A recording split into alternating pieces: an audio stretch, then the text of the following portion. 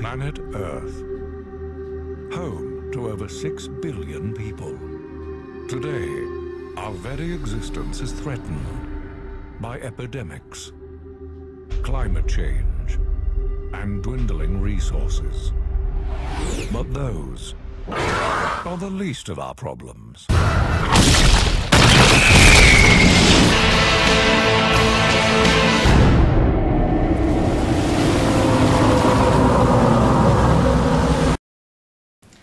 Thoughts of the end of the world date back to the beginning of religion.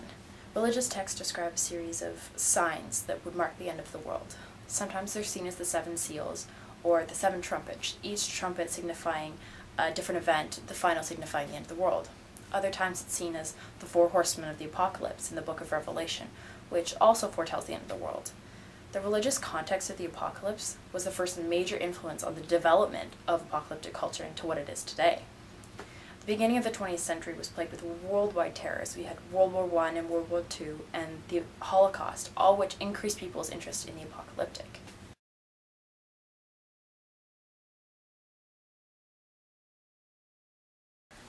The preceding years of changing culture came along with realizations of climate change and technological advancements, and with these religious backgrounds, people's views of the apocalypse change. In the year 2011 alone, we had 2 supposed raptures, and in the year 2012, on the day of our winter solstice, December 21st, the Mayan calendar predicts the end of the world. Everyone has become so engrossed by these religious and ancient theories of the apocalyptic that we find it to be a prominent demonstration in our mediums of popular culture today. By definition, an apocalypse is any prophecy or revelation, or any universal or widespread destruction or disaster. It can be described as an event involving destruction or damage on an awesome or catastrophic scale. Unfortunately, in our culture today, we have developed our own understanding of an apocalypse, and so this definition is often misconstrued as also meaning the end of the world. It's popular culture's obsession with the apocalyptic that changed the word's meaning in society. This obsession is fueled by what author John Martens described as apocalyptic dread.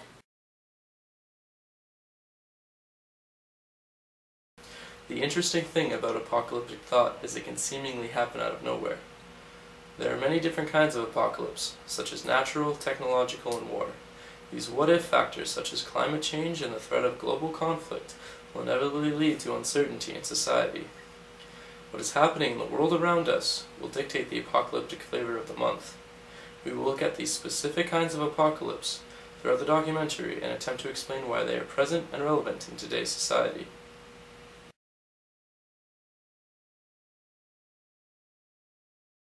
Firstly, we have technological apocalypse. So, a technological apocalypse is the fall of mankind or the world because of technology. This could be because of an overdevelopment of artificial intelligence or the loss of technological power, sending us back into a time when we weren't dependent on it.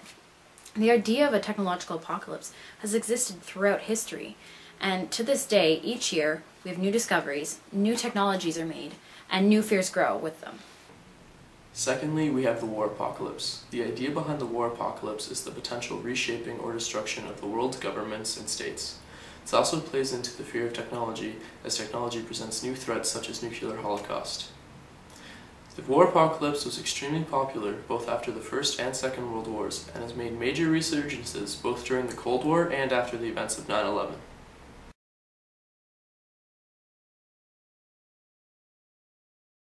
Finally, we have the natural apocalypse, which has to be divided into 2 categories. The first is disease, so a widespread worldwide sickness that causes the death of humanity or creates new creatures like zombies. The second is natural, so the Earth shifts, the asteroids, and the forces of the cosmos as the religious texts describe. The natural apocalypse is the current focus of the apocalyptic mediums because it is the most terrifying. There's nothing that we can do when the world throws at us disease-breeding zombies, or a giant tsunami, or tectonic plates that break in half. There's nothing that we can do, there's nothing that the governments can do, and there's nothing that the things that we hold precious to us can do to help us. That is the most terrifying.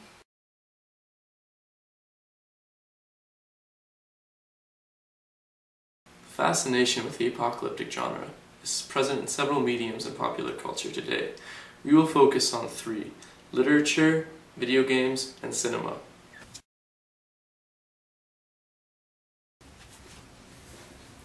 So our first medium is apocalyptic literature. Apocalyptic literature in its ancient context is the coming of revelation or apocalypse as described in Jewish and Christian texts as well as parts of the Bible. So these ancient texts are what drove the fascination of religious believers and fueled the inspiration for apocalyptic texts. Apocalyptic texts today are also known as fiction novels. So these fiction novels range in authors and ideas, but all share a communal interest in the genre. Our love for novels such as The War of the Worlds and The Time Machine by H.G. Wells, as well as John Wyndham's The Chrysalids, made them classics in this genre. Modern-day apocalyptic novels such as The Hunger Games by Suzanne Collins and The Uglies series by Scott Westerfeld, as well as Orcs and Creep by Margaret Atwood, are all examples of modern-day post-apocalyptic novels in which war or disease or technology nearly or succeeds in ending the world. The rekindled love of the apocalyptic in literature finds itself most often exploring the post-apocalyptic and the idea that some may survive and the world may go on, maybe not in the same way as before, but in a positive direction. A renewed interest in apocalyptic culture spans further than just literature. After almost a 30-year gap, the video games industry saw a huge re-emergence of apocalyptic and post-apocalyptic games. These games see the player saving the world or take place in a dystopian future. Some of these games have become so popular that they have evolved from merely one game to a series of games. Games such as the Resident Evil series, Fallout series, Gears of War, Dead Rising, and Crysis are all extremely popular. This renewed interest in apocalyptic and post-apocalyptic video games clearly illustrate how this obsession has manifested itself in our culture. Hollywood constantly fantasizes about the end of the world, which brings us to our final medium, which is apocalyptic film. The obsession with the apocalyptic during H.G. Wells' time and post-World War developed a significant amount of films during the 50s. A large amount of our films today are adaptations or remakes of previously great films, such as I Am Legend or The Day the Earth Stood Still, as well as remakes of series such as Planet of the Apes or Terminator. This genre film lessened between the 1950s and 1980s. After the 2000s and the supposed threat of Y2K, apocalyptic films skyrocketed in the genre. 2010 alone had 10 huge apocalyptic films, which ranged from technological to natural apocalyptic types. By looking back at the types of films, you can see the time periods where certain end-of-the-world thoughts were focused. Post-World War, nuclear and technological apocalypse were common. The 1960s and the 1980s came about with the new developing idea that we have an effect on our world and nature. Today's apocalyptic culture is very focused on technological and natural apocalypse, but has a huge fascination for zombies and terminating diseases. Apocalyptic culture in film is hugely important to understanding the culture of the past and how it has influenced and developed the culture of today.